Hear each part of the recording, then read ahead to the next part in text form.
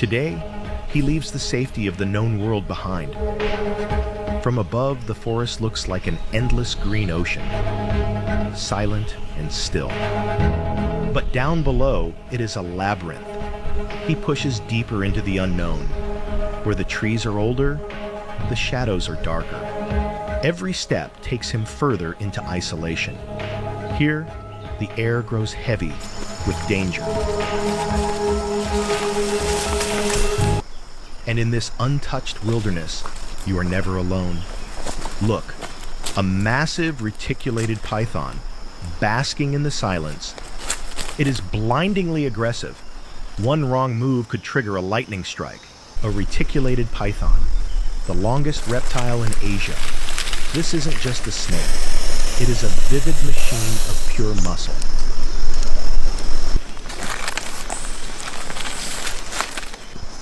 To handle such power requires calm nerves. One mistake, and it coils. But he chooses respect over fear, a gentle release. The Jungle King returns to his throne.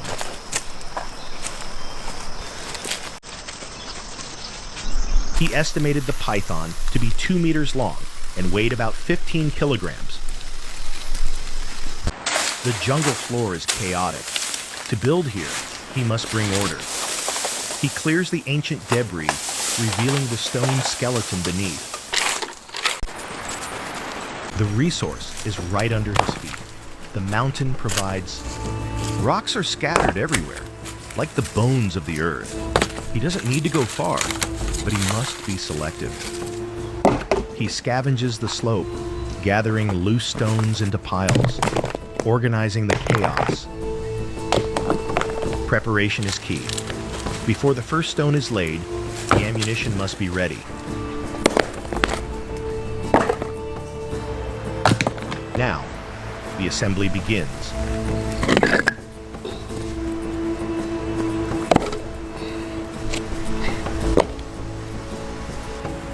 Now the chaos must become structure. This is dry stone walling, an ancient art. He uses no cement, no mortar, just gravity and friction. It is like a puzzle designed by nature. Each stone must lock perfectly into the next. If one stone wobbles, the entire foundation is compromised. He tests, rejects, and adjusts until it is solid as bedrock. Slowly, a flat horizon emerges from the rugged slope.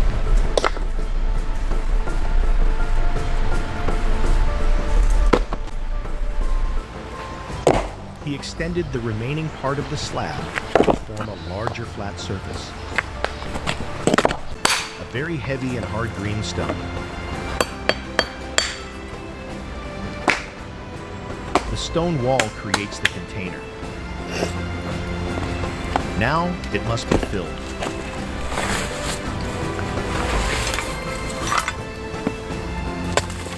He harvests soil from the forest floor below.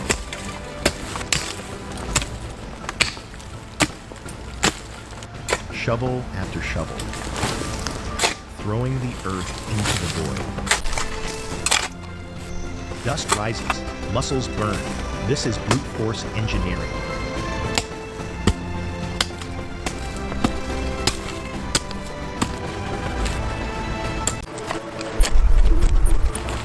The jagged cliff is gone.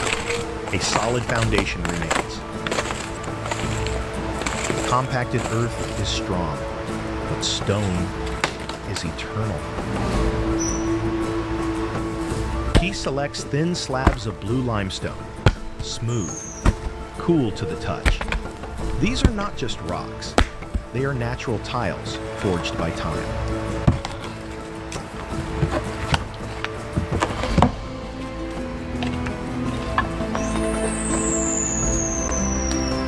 Chipmunks squeak happily.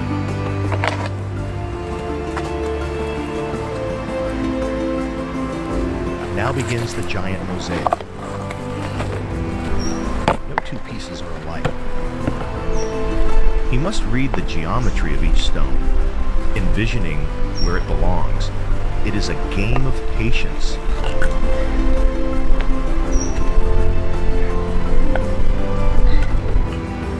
If a piece doesn't fit, he doesn't force it. He shapes it, or finds another.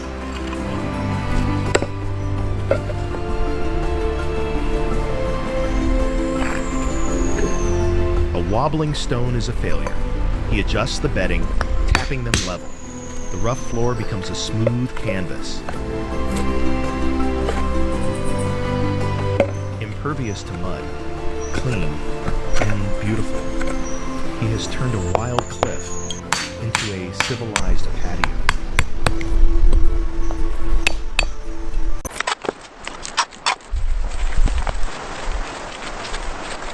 The foundation is stone, but the soul of the house is wood. Heavy timber beams, carried up the mountain by sheer will.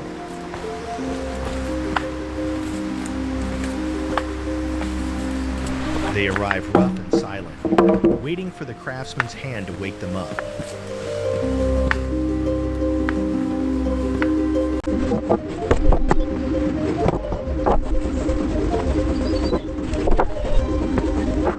The saw leaves scars. The plane heals them.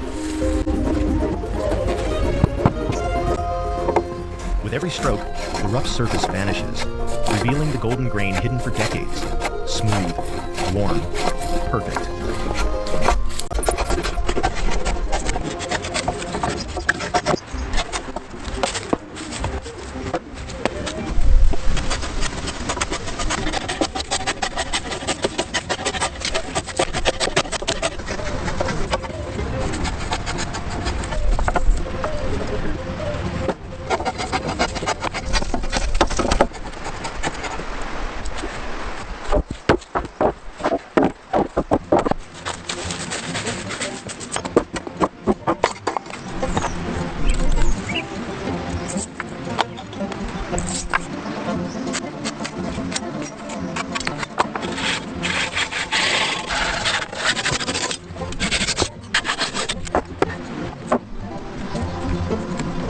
Now, he summons the ancient guide, the ink line.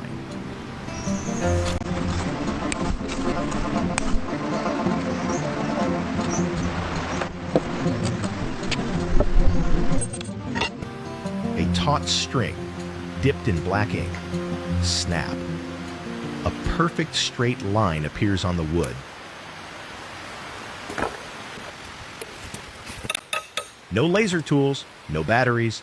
Just a simple snap that dictates the geometry of the entire structure.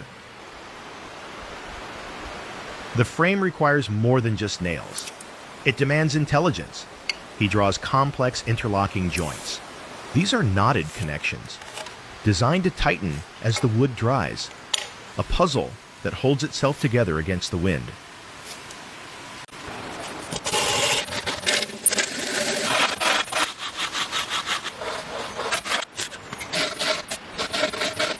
The lines are drawn. Now the steel speaks.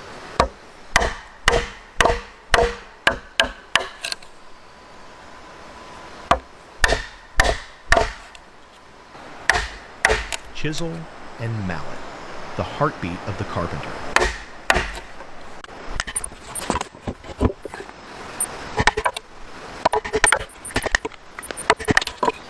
He excavates the waste wood, chunk by chunk, creating the mortise, a pocket inside the beam.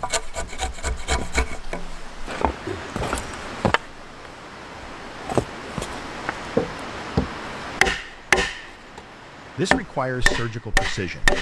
1 millimeter too wide, and the joint fails.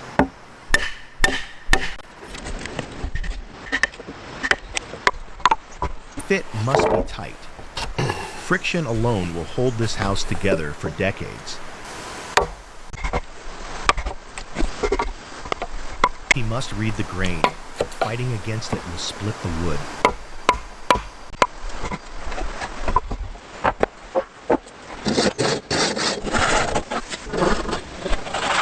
The wooden joints will be calculated to be tightly fitted together without the need for nails or wooden pegs.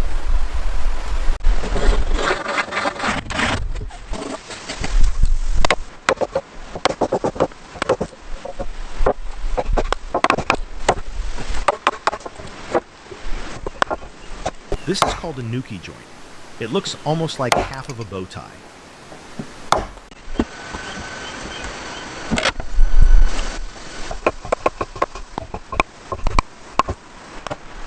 There is no undo button here. Patience is the only way.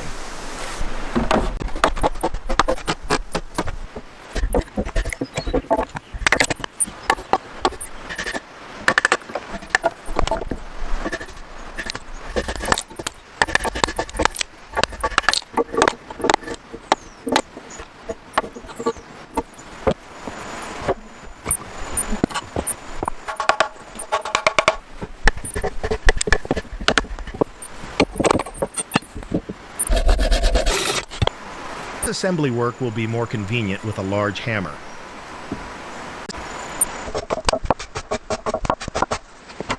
Now the complex joinery is put to the test. The beams slide into place. The knotted joints tighten as they lock. A perfect marriage of wood. No nails, no bolts, just friction.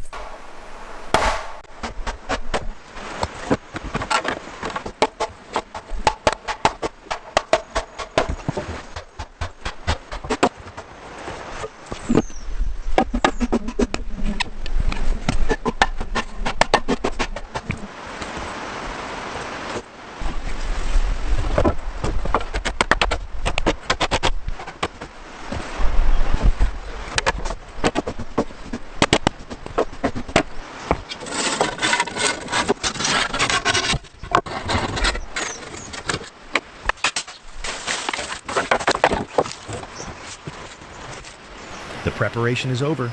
Now, we rise.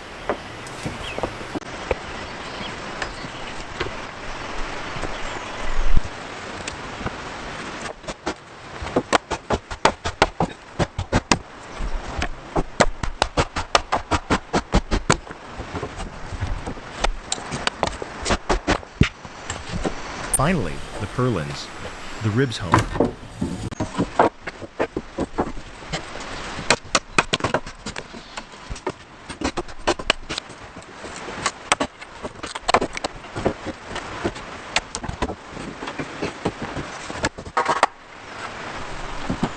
The skeleton is complete, a wooden fortress, standing defiant on the edge of the world.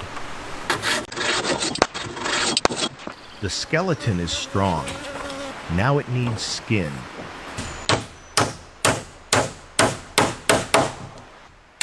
He secures the vertical battens, spacing them with precision.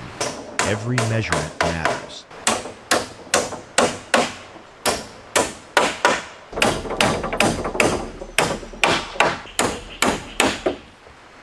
Instead of fragile leaves, he chooses timber, wooden shingles.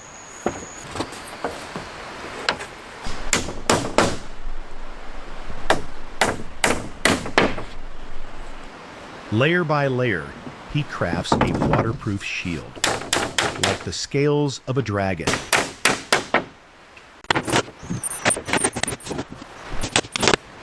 Rain will not rot this roof, wind will not tear it. It is built to outlast the forest itself.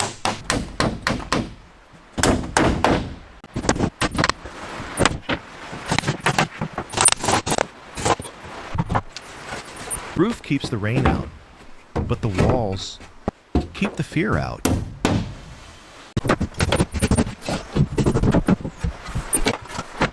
Add beams, creating smaller cells that can utilize shorter boards.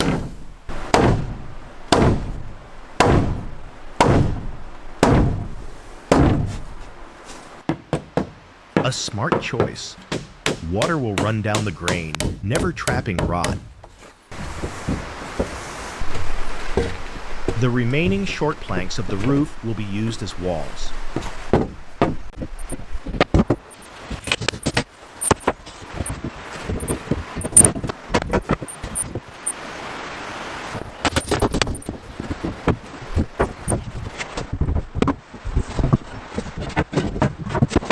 Long, sturdy box. It looks simple, but its purpose is vital.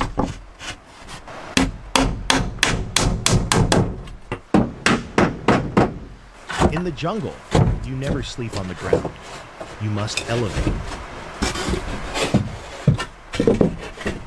Remember the wood shavings from earlier? He didn't throw them away. In the city, this is waste. Here, it is gold.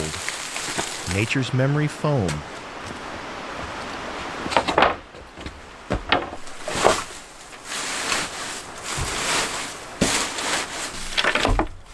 He packs the box full, stomping it down to create a dense, springy mattress.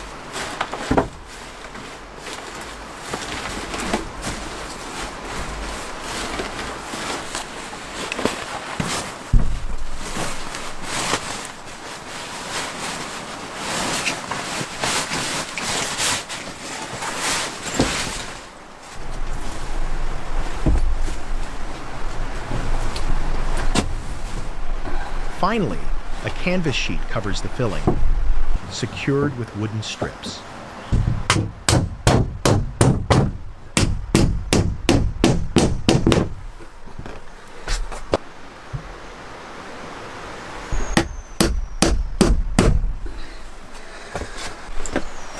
Soft, warm, and smelling of fresh timber.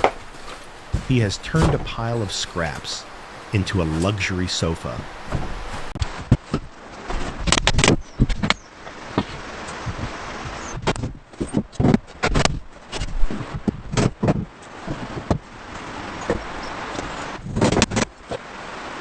Security begins with a solid barrier.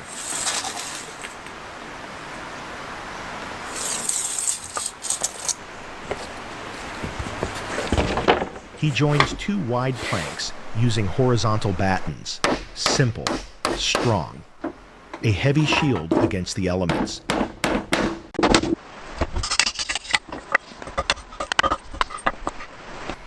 But how to hang it without metal hinges? He engineers a solution from the wood itself.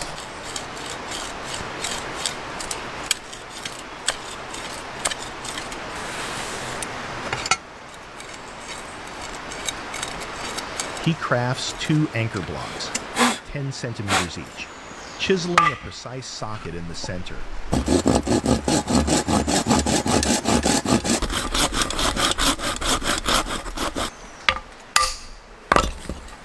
These blocks act as the pivot points, a wooden mechanism that mimics modern hardware.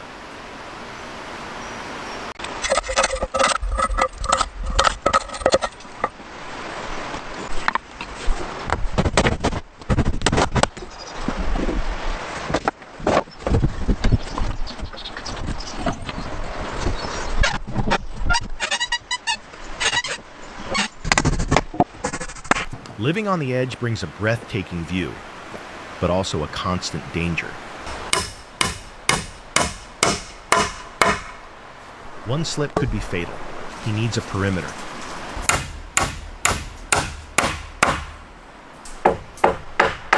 He constructs a sturdy railing from the remaining timber, anchored deep into the rock in the house frame. It is not just a barrier, it is a frame for the landscape.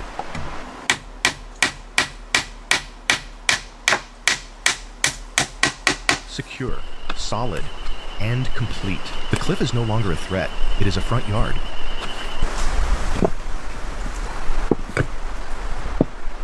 The house is solid. Now, he builds for comfort.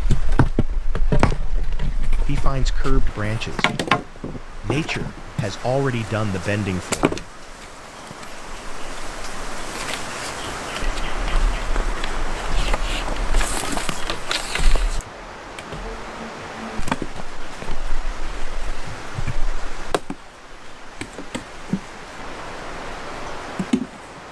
Combined with the leftover planks, he crafts a seat meant for motion.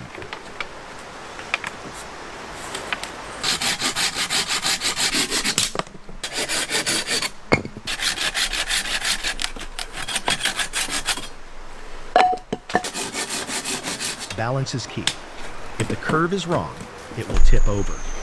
He aligns the center of gravity, a simple machine, powered by relaxation.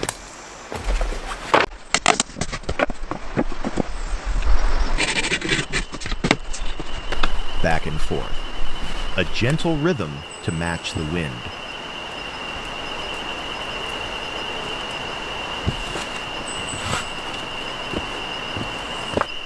The work is done. The builder finally rests.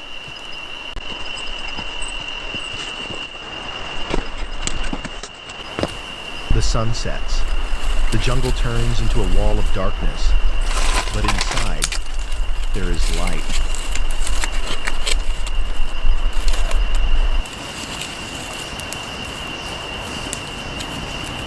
He lights the first fire. The heart of the home starts beating. Tonight's menu is humble.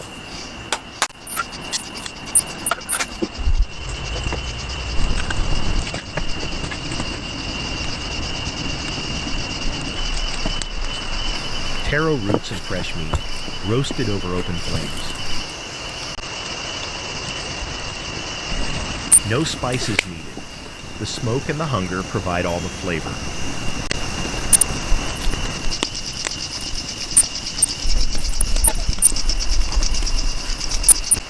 Food tastes different when you build the roof over your head.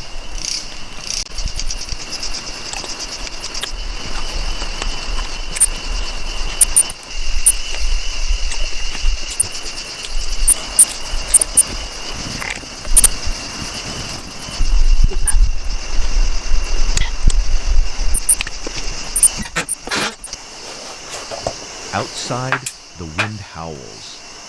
Inside, it is warm. The fortress on the cliff is alive.